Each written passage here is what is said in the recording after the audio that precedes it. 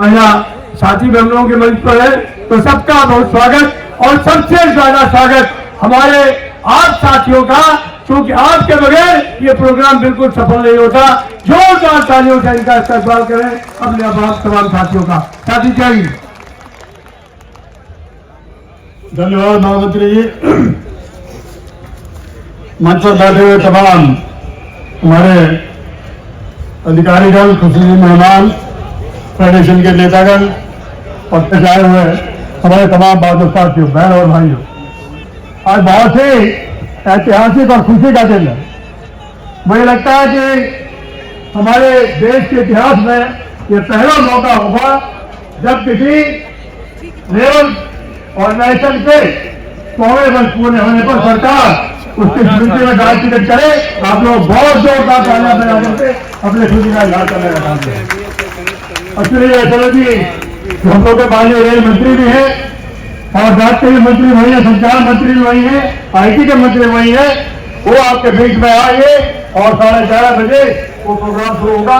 हमारे बीच में हमारे बहुत सारे मेहमान बीच में आ चुके हैं, हम लोग धीरे धीरे उनका स्वागत करने का काम कर रहे हैं। सबसे पहले मेरा निवेदन होगा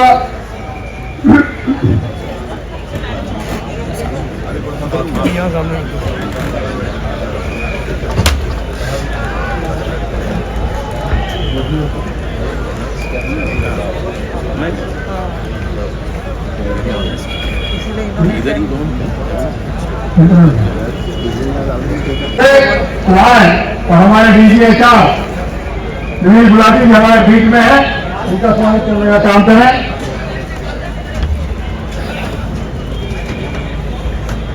जोरदार तालियां बजा करके उनका स्वागत करें।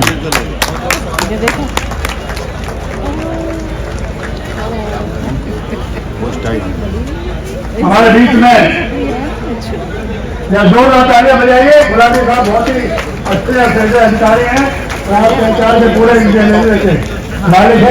स्वागत हम लोगों की तरफ से।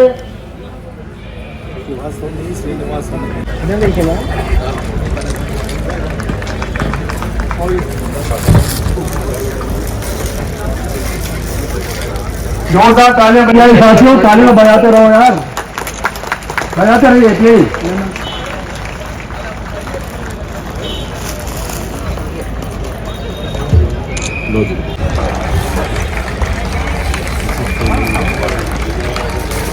इधर देखिए सर, हिट सर।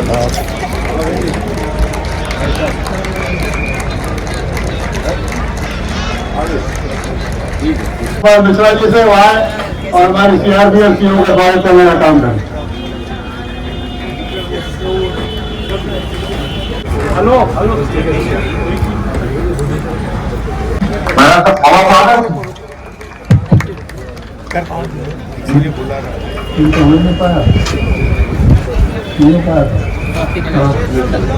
इधर देखिए हमारे डीजे पोस्टर सर्विसेज का पहले बजाया जाएगा। इधर देखिए सर,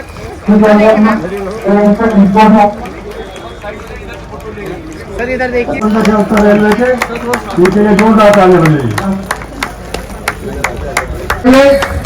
इधर देखिए सर,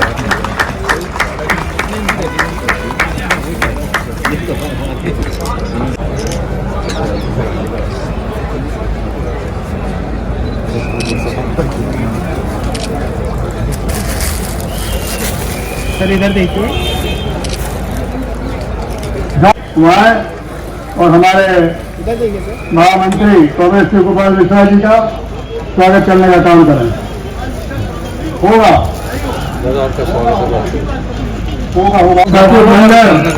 आए और हमारे PG आजाद मिश्रा साहब का स्वागत करने का काम करें। साथियों के अंदर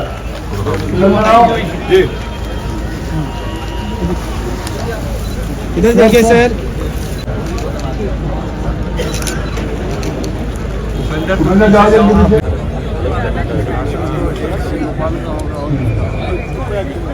हमारे बीच में हमारे मंत्री महोदय के अतिथि प्रकार की तस्वीर यात्रा है। मैं निवेदन कर रहा हूँ ताकि मुकेश माथुर जी से जाए, उनका स्वागत करने का काम करें।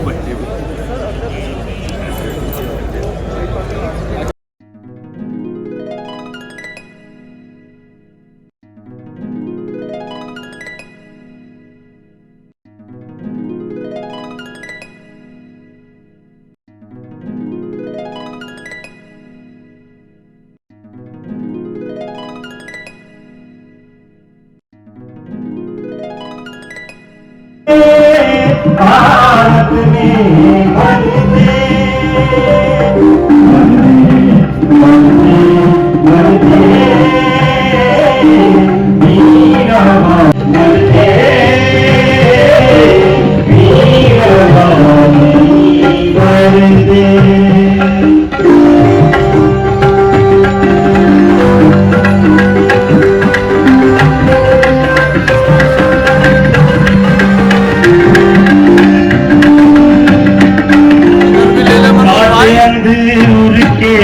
बंधन आस पर महाजन जो निर्भर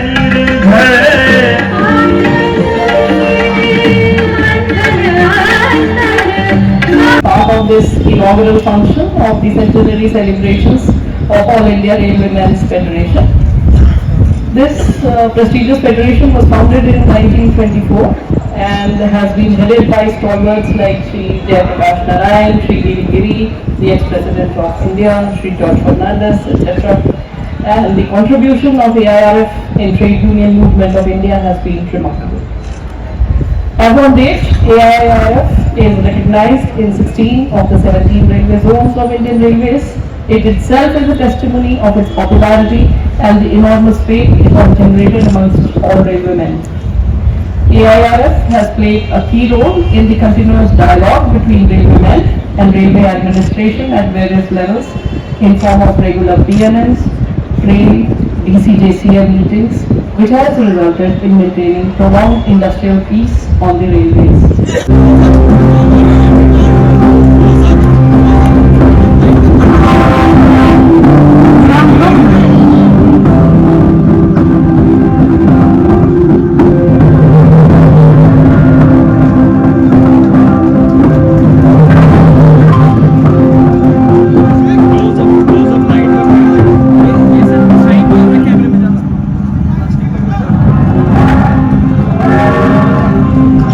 बहुत ही बड़ा मील का पत्थर है। मैं फिर आप तमाम साथियों से अनुरोध कर रहा हूँ कि जोरदार तालियों से इस्तेमाल करें अपने माननीय केंद्रीय मंत्री श्री अश्विनी वैष्णव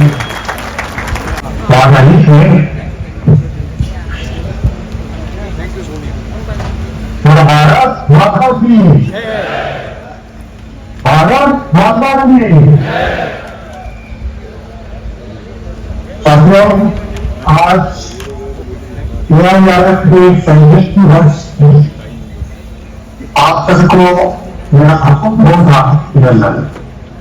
बरसे doctor Kanhaiya ji, Shilpa Mishra ji, railway board की सीआरपी हेरा जी, पोस्टल डिपार्टमेंट के डीजी सीसीपी साहब, बंगोल रेलवे बोर्ड और उपस्थित बहुत बड़ी संख्या में इतनी बड़ी लंबी जर्नी आपकी, इस जर्नी में जितने उतार चढ़ाव देखे आपने, जिस तरह का आपने संगठन के साथ काम करके कई आपने संघर्ष किए और कई उपलब्धियां हासिल की, इस सब के लिए मैं आपको बहुत बहुत बधाई देना चाहता हूं।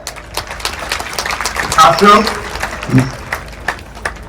यह समय ऐसा है जब हमें रेलवे किस मुकाम पे खड़ी है वो समझने की जरूरत है, और मैं अगले 10-15 मिनट में आपको एक ओवरऑल रेलवे का आपको बिल्कुल फोकस से बाहर रखा गया था। कुछ होता है रेलवे में, बजट आता था, नई रेलवे लाइन कभी कोई अप्रूव हो जाती थी, 100 करोड़ की प्रोजेक्ट के लिए कभी 10,000 रुपये बजट में रखिए जाते। 50 करोड़ का प्रोजेक्ट है, 1 लाख रुपए का कई बुक के अंदर उसके बारे में लिखा हुआ है। पुराने प्रोजेक्ट इकट्ठे होते गए थे, ऐसी परिस्थितियां थी कि लोगों का विश्वास इस तरह से उठ गया, और इसका प्राइमरी कारण था रेलवे में इन्वेस्टमेंट की कमी। आते ही मोदी जी ने इससे पहले इस जंग को एड्रेस किया। प्रधानमंत्री जी ने रेल बजट और जनरल बजट को एक किया 2000।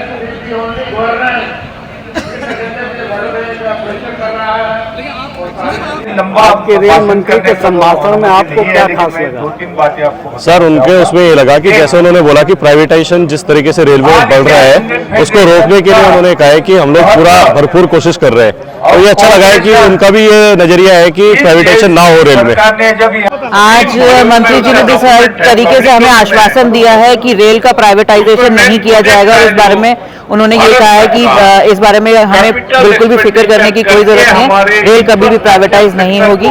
और दूसरी चीज जो उन्होंने बोली जो बहुत अच्छी लगी वो था हमारे जो रेल के अफसर है जो कभी किसी मीटिंग में जाते हैं तो इतने उन्होंने अपने उसमें बोला वक्तव्य में कि अपने लॉ लश्कर के साथ ना जाएं, वो भी रेलवे के कर्मचारी हैं और कर्मचारियों की तरह ही काम करें, वो बहुत सराहनीय था। ऑल इंडिया रेलवे फेडरेशन के डाक टिकट जारी के प्रोग्राम में माननीय रेल मंत्री भारत सरकार ने आज वीडियो कॉन्फ्रेंस के जरिए कर्मचारियों से संबोधन किया। उन्होंने सबसे अहम बात जो की वो ये की कि रेलवे में प्राइवेटाइजेशन नहीं होगा।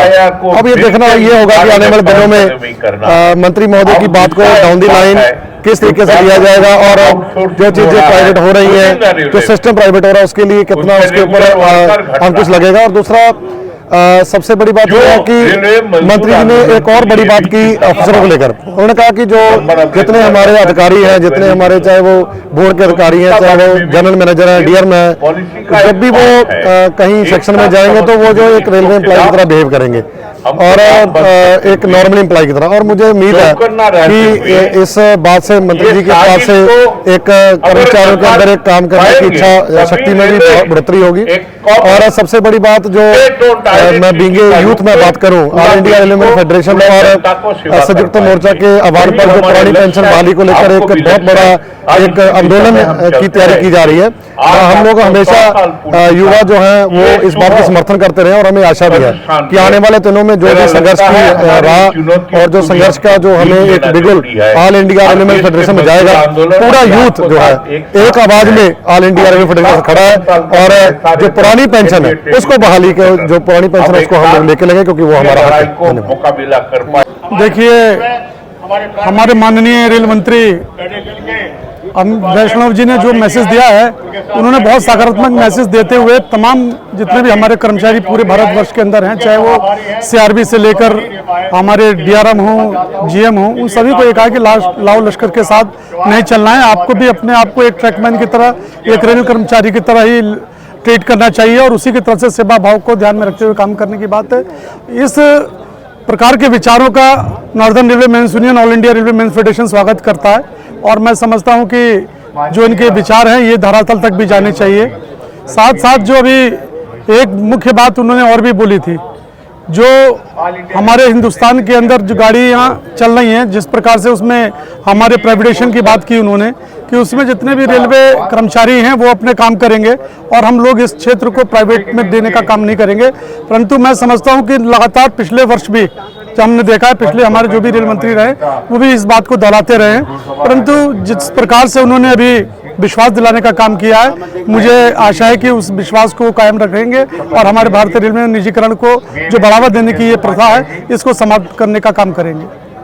सबसे पहले तो मैं माननीय रेल मंत्री जी का बहुत बहुत धन्यवाद देता हूं कि एआरएफ के इतिहास को उन्होंने रिकॉग्नाइज करने का काम किया और एक आज इस मौके पर एक डाक टिकट जारी करने का काम किया। साथ ही उन्होंने जो अपने संबोधन में तमाम अधिकारियों को ये नसीहत देने का काम किया कि वो सिंपल रेल कर्मचारी की हैसियत से कर्मचारियों के बीच में जाए, उनकी जो जेन्युइन ग्रीवेंस है उनको रिड्रेसल करने का काम करें। ये बहुत ही सराहनीय उनका कदम है और मैं समझता हूँ कि दूसरा उन्होंने जो कहा है कि हम सभी लोग रेल कर्मचारी और अधिकारी मिलकर इस भारतीय रेलवे को नई रेलवे बनाकर इसको सरकारी क्षेत्र में ही चलाने का काम करेंगे। ये बहुत बहुत स्वागत योग्य काम है। देखिए, रेल मंत्री जी के भाषण में कुछ स्वागत योग्य उनके स्टेटमेंट थे, तो उन्होंने रेल कर्मचारियों के ऊपर एक विश्वास जताने का काम किया कि आने वाले समय में जो भी कोचिंग का ऑर्गेनाइजेशन होना है, वंदे भारत का निर्माण होना है, वो रेल कर्मचारी ही करेगा। ये स्वागत योग्य कदम है उनका। साथ ही साथ उन्होंने विकसित राष्ट्र बनने में जो रेलवे की भूमिका और जिस तरीके से इंफ्रास्ट्रक्चरल डेवलपमेंट होने हैं उसको जरूर जिक्र किया, लेकिन ये बताने का काम नहीं किया उसके लिए रेल कर्मचारियों की भर्ती कब और कैसे की जाएगी। मैं समझता हूँ रेल मंत्री जी ने आज ऑल इंडिया रेलवे फेडरेशन के शताब्दी वर्ष के अंतर्गत डाक टिकट जारी कर एक बहुत ही बड़ा कार्य किया है।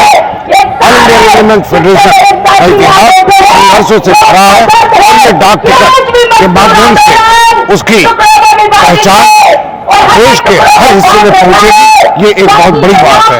ऐसा है कि ये जो AIF के आज 100 साल पूरे हो रहे हैं, इस पर डाक टिकट जो इश्यू करनी थी रेल मंत्री ने, ये रेलवे मैन के लिए बहुत ऐतिहासिक क्षण था। इस ऐतिहासिक क्षण में रेलवे मंत्री से जो मैसेज निकलना चाहिए था वो मैसेज नहीं निकला है। रेलवे मंत्री ने जो अपना भाषण दिया है वो बिल्कुल पॉलिटिकल भाषण था, उसमें रेलवे मैन के लिए कोई मैसेज नहीं था उसके अंदर। ना ही रेल मंत्री ने जो सबसे बड़ा आंदोलन ऑल इंडिया रेलवे फेडरेशन का चल रहा है, नई पेंशन स्कीम को रद्द कर पुरानी पेंशन स्कीम बहाल करने के लिए, उस पे भी रेल मंत्री ने कोई भी एक शब्द नहीं बोला है। और जो रेल मंत्री इंफ्रास्ट्रक्चर के इन्वेस्टमेंट की बात कर रहे थे, आज जो बजट हमें मिल रहा है वो सारा जो डेडिकेटेड फ्रेट कॉरिडोर बन रहा है उस पर पैसे लगेंगे, लेकिन उसके बाद जब वो फ्रेट कॉरिडोर बन जाएगा उसका ऑपरेशन जो है वो प्राइवेट हाथों में दे देंगे। इनकी करनी और कथनी में फर्क है, इसलिए मेरा ये विचार है कि रेलवे मंत्री ने जो डाक टिकट जारी की उसके लिए उनका बहुत धन्यवाद, हम उनका आभार व्यक्त करते हैं क्योंकि ये रेलवे मैन डिजर्व करते हैं। हमारा संघर्षशील हमारे 100 साल थे, लेकिन जो उनका भाषण था उससे हम खेद व्यक्त करते हैं, बिल्कुल जी। मैं आपको विशेष तौर से इस बात के लिए साधुवाद दूंगा कि शताब्दी वर्ष के अवसर पर जिस प्रकार से भारत सरकार और संचार मंत्रालय के द्वारा 100 वर्ष पूर्ण होने पर एक डाक टिकट जारी किया गया है, उस पर मैं विशेष धन्यवाद सरकार को देना चाहूँगा और अपने साथियों को के योगदान को याद करूँगा आज के दिन।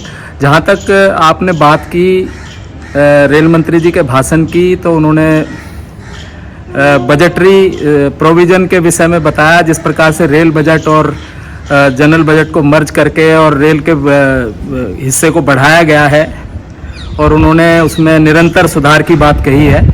और उन्होंने जो कॉलोनियल जो दास्ता के प्रतीक थे उनको ख़त्म करने की बात कहते हुए जो बात सबसे महत्वपूर्ण बात कही कि कर्मचारियों और जो रेल के प्रशासनिक अधिकारी हैं उनका जो अंतर है उसको समाप्त करने की आवश्यकता है, वो बात निसंदेह बहुत महत्वपूर्ण बात थी।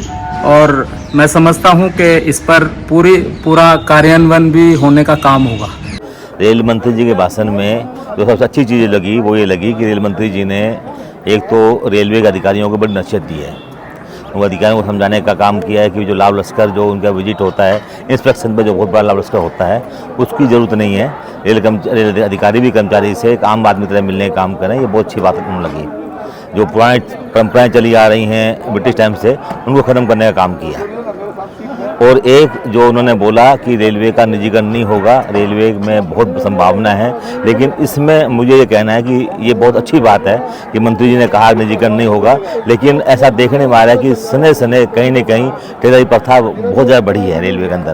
तो कथनी और करनी में अंतर ना हो, हम माननीय मंत्री जी के कथन का सम्मान करेंगे और हमें बड़ी खुशी होगी जैसा उन्होंने कहा वैसा ही हो कि रेलवे में जो कारखानों में और रेलवे के स्टेशनों पर सफाई व्यवस्था में जो धीरे धीरे निजीकरण घुसा है उसको रोका जाए। देखिए, सबसे अच्छी बात तो यही लगी कि उन्होंने जहाँ रेल के विस्तार का जो आगे बढ़ रहा है रेल के बारे में बताया हमारे को, साथ ही साथ उन्होंने हमारे अधिकारियों को भी एक नसीहत दी कि जो ये हमारे बड़े बड़े अधिकारी हैं, DRM GM लेवल के अधिकारी हैं, वो भी ये लश्कर वगैरह लेकर या बहुत ज़्यादा लोगों को लेकर चलते हैं, ये इसको पॉलिसी को कम करें और जैसे आम कर्मचारी यूज करता है, अकेला चलता है, वैसे चलने की आदत डालें और अपने आप को एक रेलवे कर्मचारी समझे, अधिकारी ना समझकर काम करें। पहले तो निश्चित रूप से जिस प्रकार से रेल मंत्री ने हमारे ऑल इंडिया रेल फेडरेशन के प्रोग्राम में अपनी सहभागिता दिखाई, उसके लिए दिल से उनको बधाई है। साथ ही साथ आज के जो आपने जो एक प्रश्न पूछा कि उनके संभाषण में क्या ठीक लगा, तो सच्चाई है कि उन्होंने जो आज शब्द कहे कि रेल का निजीकरण नहीं होगा, ये इसके लिए बधाई। लेकिन सच्चाई ये है कि उनको ज़मीनी स्तर पर भी इसको ले जाना होगा, क्योंकि आज के दौर में जहाँ एक तरफ वो ये कह रहे हैं कि निजीकरण नहीं होगा, वहाँ दूसरी ओर अन्य माध्यमों से निजीकरण की रफ्तार बढ़ी हुई है। सबसे पहले तो ये all India railway mess federation के महामंत्री जी कॉमरेड शिवगोपाल मिश्रा जी की ये वो उपलब्धि है जो एक मील का पत्थर IRP के लिए साबित होगा कि आज डाक टिकट मजदूरों के किसी फेडरेशन का डाक टिकट जारी हो रहा है। अपने आप में एक अविस्मरणीय पल है हम लोगों के लिए। साथ ही साथ जो अभी उन्होंने उद्बोधन दिया और उन्होंने कहा कि हम रेलवे को निजीकरण की ओर नहीं ले जाएंगे या रेलवे का निजीकरण नहीं होगा, ये एक उनका सराहनीय वक्तव्य था। लेकिन उन्होंने पुरानी पेंशन के बहाव के संबंध में कुछ भी नहीं कहा।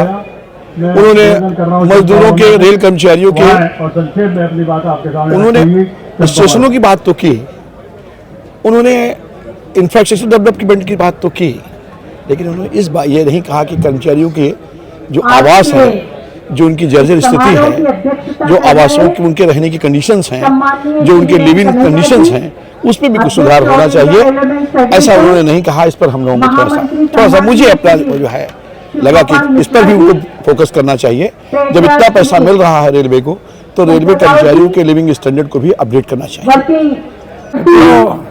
सारा भाषण सुनने के बाद हमारे बैकग्राउंड में ये है कि ये रेलवे को सरकार के हाथ में देंगे। कहने के जो कुछ तो वोट लेने के पॉलिटिकल व्यवस्था कुछ अंदर जो काम हो रहा टीम वर्किंग सब उसी रास्ते में जाने का धीरे धीरे बाहर से भाषण कुछ अंदर चाहती हूँ। अल्टीमेटली जाने का इंडिया सरकार का अल्टीमेटली जाने इंडिया रेलवे मेंस फेडरेशन के 100 वर्ष पूर्ण होने पर रेल मंत्री ने डाक टिकट जारी किया। इस संबंध में IRF के महामंत्री जी से बात करते हैं कि आज क्या फंक्शन है। सर, आज का फंक्शन यही है कि बहुत बड़ा गौरवपूर्ण क्षण है। हमारी शताब्दी वर्ष में माननीय रेल मंत्री श्री अश्विनी वैष्णव जी ने आज डाक टिकट जारी किया है। ये एक मील का पत्थर है। शायद मैं समझता हूँ कि देश के प्रधानमंत्री अटल बिहारी वाजपेयी ने या तो वाजपेयी जी की मूर्ति की अनावरण किया था, वो एक घटना थी, और एक ये घटना है कि ऑल इंडिया रेल फेडरेशन के ही खाते में है, जो मैं समझता हूं कि अभी तक देश के मजदूर आंदोलन को नहीं मिली। वो ऑल इंडिया रेल फेडरेशन को उसकी शहादत, उसके साथियों ने जो कुर्बानियां दी हैं, उसके लिए ही मिलने का काम है। आज रेल मंत्री ने, महामंत्री जी, उन्होंने प्राइवेटाइजेशन के बारे में कहा कि नहीं होगा और अधिकारियों को एक नसीहत दी, उसके प्रति आपका क्या कहना? मैं समझता हूं कि उन्होंने जो कहा है वो ठीक कहा है, और उनको हम लोगों ने साफ कहा है कि all India rail federation railway में निजीकरण को बिल्कुल बर्दाश्त नहीं करेगा।